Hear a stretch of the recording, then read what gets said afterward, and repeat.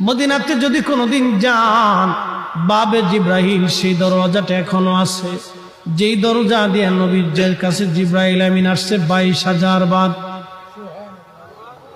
দাহিয়াতুল কালবির সুরত নিয়ে নবীজির কাছে আসতেন। হযরত জিব্রাইল আমিন এসে সালাম দিয়ে বসে গেলেন। মানবের বেশে জিব্রাইল বসে গেলেন।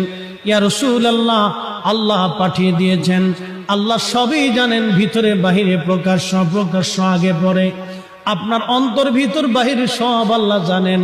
তারপরও আল্লাহ আমাকে পাঠিয়েছেন আপনার কুশল জানার জন্যে। হুজুর গো, আপনি কেমন আছেন দয়া করে বলবেন দি। আল্লাহ নবী ডাক দিলেন, জিব্রাইল হে, আমি অসুস্থ আছি, আমার কাছে ভালো লাগে না। আল্লাহর জিব্রাইল চলে গেলেন। পরের দিন আবার এসে সালাম দিলেন, জিজ্ঞেস করলেন, ইয়া রাসূলুল্লাহ আপনি কেমন আছেন? জিব্রাইলকে নবীজি বলেন, জিব্রাইল রে, আমি তেমন ভালো নাই, শরীর অসুস্থ, আমার ভালো লাগে না, অসুস্থতা আরো বেড়ে গেছে। তৃতীয় দিন জিব্রাইল আমিন আবার আসছে, হুজুর আপনি কেমন আছেন? আল্লাহ জানতে চেয়েছে আপনি কেমন আছেন। জিব্রাইলকে নবী বললেন, আল্লাহকে বলো আমার শরীর ভালো না, আরো অবনতি হয়েছে।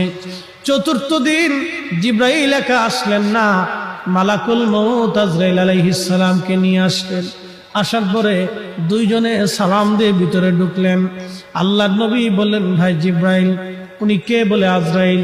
আজরাইল সালাম দিলেন, ইয়া রাসূলুল্লাহ, আল্লাহ আপনার খেদমতে আমাকে পাঠিয়েছেন। হুজুর, আল্লাহ আমার উপরে ফরমান চালু করেছেন, আমার উপরে রুলস আল্লাহ জারি করে দিয়েছেন আপনাকে সম্মানের সাথে নিয়ে যাওয়ার জন্যে।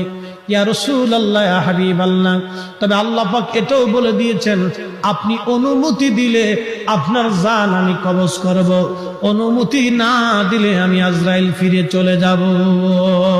আপনার যতদিন মন চায় ততদিন আপনি দুনিয়ার মধ্যে আপনি উম্মতের মাঝে আপনি থাকবেন। একবার আওয়াজ তুলে বলা যাবে কি আল্লাহু আকবার? একটু বুঝেন তো। আজরাইল নবীর দরবারে বললেন, হুজুর আপনি অনুমতি দিলে আমি জান কবজ করব, অনুমতি যদি না দেন আমি ফিরে চলে যাব। আপনার যতদিন মন চায় আপনি ততদিন বেঁচে থাকবেন।